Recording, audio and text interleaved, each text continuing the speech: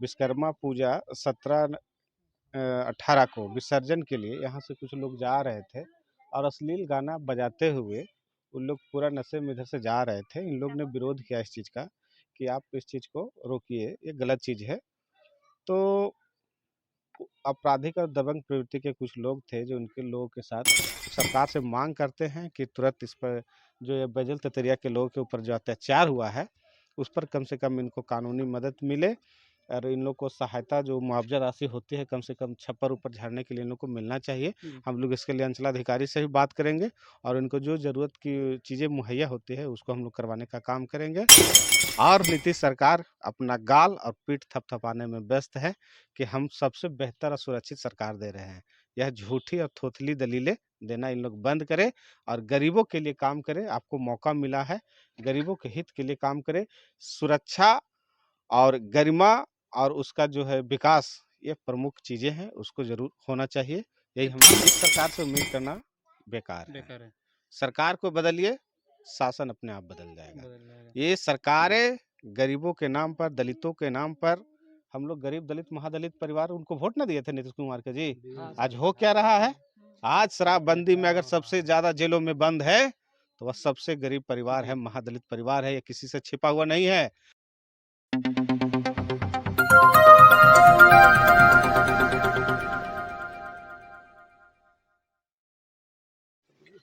अभी हमारी मौजूदगी मानपुर प्रखंड के बैजल तेतरिया गांव में है और हम पार्टी के राष्ट्रीय प्रवक्ता यहाँ पर मौजूद हैं और कहीं न कहीं इस घटना को देखते हुए इनके परिवार से कहीं न कहीं मिलने का प्रयास किए हैं। तो इन्हीं से जानने का प्रयास करेंगे कि लगातार जो है इन गरीबों पर इस प्रकार का अत्याचार जो हो रहे हैं, कब तक मने थमेंगे? सबसे पहले अपना परिचय दे दीजिए।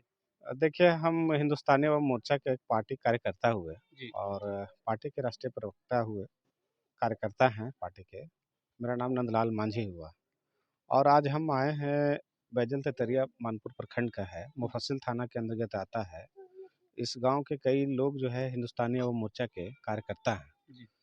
तो इन्होंने बताया है कि विश्वकर्मा पूजा 18 को विसर्जन के लिए यहाँ से कुछ लोग जा रहे थे और अश्लील गाना बजाते हुए उन लोग पूरा नशे में इधर से जा रहे थे। इन लोग ने विरोध किया इस चीज़ का कि आप इस चीज़ को रोकिए, ये गलत चीज़ है।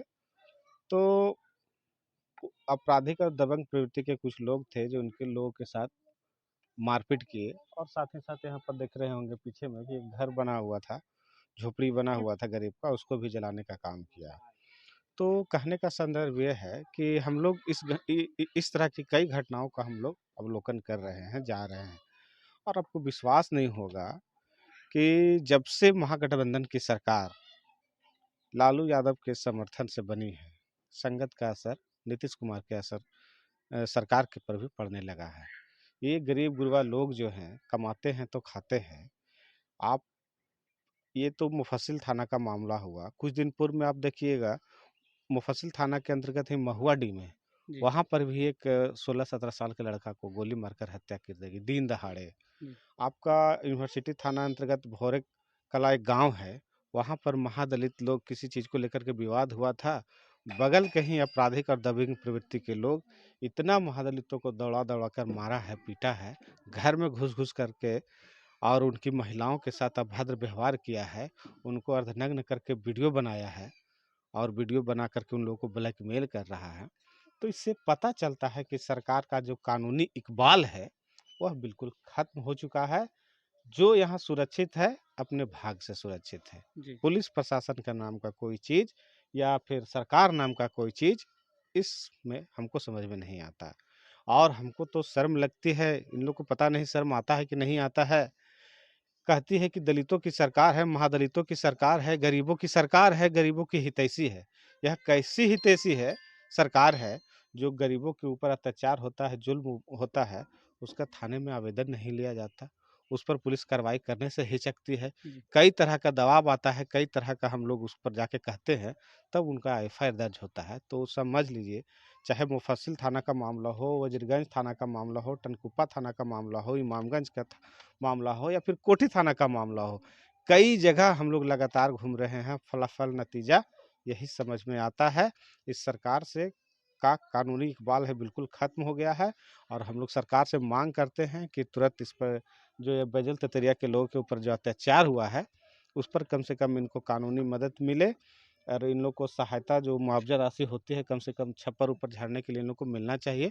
हम लोग इसके लिए अंचलाधिकारी से भी बात करेंगे और इनको जो ज़रूरत की चीज़ें मुहैया होती है उसको हम लोग करवाने का काम करेंगे। और इस लड़ाई में आपको विश्वास नहीं होगा, सरकार का जो नीति है, सिद्धांत है, वह बिल्कुल गरीब विरोधी है, दलित विरोधी है।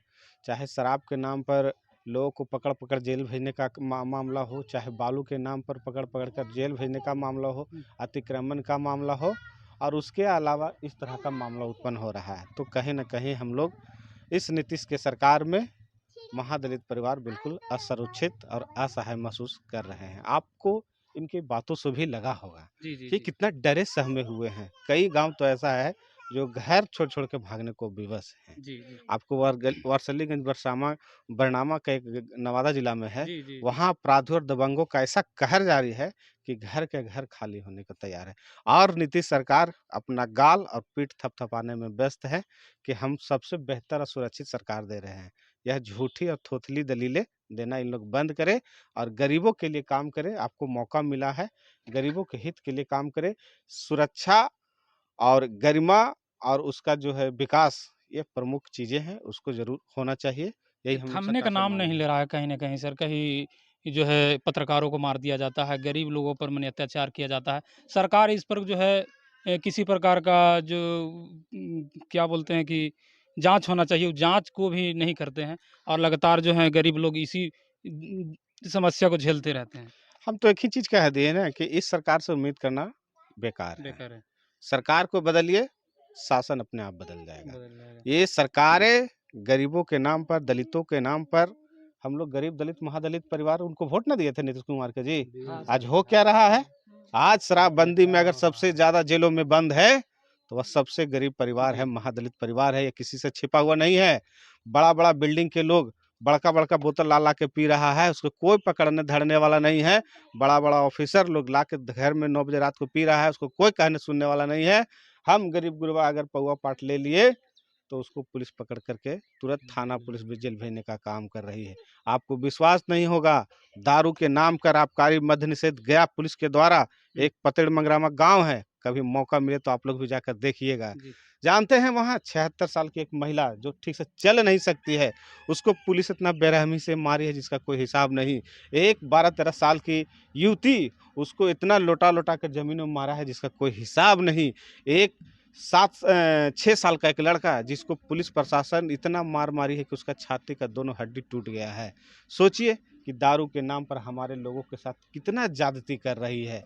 सरमाटाड़ बाज़ार का एक मुन्ना चौधरी जो बेचारा चाउमीन का दुकान चलाता था, उसको पुलिस प्रशासन इतना मारे है कि उसकी मृत्यु हो गई है। यही बोजमा का घटना है, उसकी मृत्यु हो गई। और यही मुफस्सिल थाना के दोहारी गाँव के रहने वाले हैं कारू माझी, जी। उसको ही पुलिस इतना मार मारी है।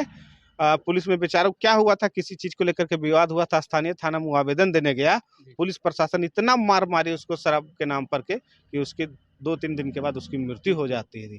तो समझिए कि कितना विकराल रूप लिया हुआ है दारू के नाम पर हम गरीबों को। तो हमने तो उनको वोट दिया था, किस लिए दिया था? हम लोग तो वोट उनको दिए थे कि हमको सुरक्षा मिलेगा, हमको विकास मिलेगा, हमको रोज़गार मिलेगा। लेकिन हो क्या रहा है, हमको थाना मिल रहा है, हमको जेल मिल रहा है, हमारे घरों को जलाया जा रहा है, हमारे लोगों को डराया जा रहा है, हमारे लोगों को धमकाया जा रहा है। तो महादलित परिवार नीतीश कुमार के साथ जो कहते हैं कि वो हम लोग के हैं, हमको तो समझ में नहीं आता।